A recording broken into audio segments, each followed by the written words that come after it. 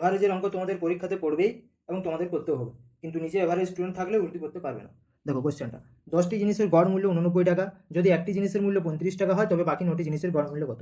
দেখো 10টি জিনিসের গড় মূল্য 89। এবার দেখো একটি জিনিসের দাম 35 টাকা, এ তাহলে এক্সট্রা নিয়েছিল কিছু, সেটা বাদ দাও, কত এক্সট্রা নিয়েছিল সে? 35 বিয়োগ করে দাও, কত হচ্ছে? 4 5 54। এই 54টা কী হবে? বাকি 9 জনের মধ্যে ভাগ হয়ে যাবে।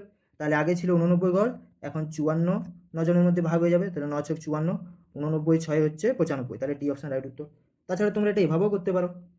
দেখো 10টি জিনিসের গড় মূল্য 89 বলা আছে, তাহলে টোটাল কত হবে? 89 × 10 সমান হচ্ছে 890। তার মধ্যে একটা জিনিস হচ্ছে যেটার দাম 35 টাকা, তাহলে 35 বিয়োগ করে দাও, তাহলে 5 5 8 855।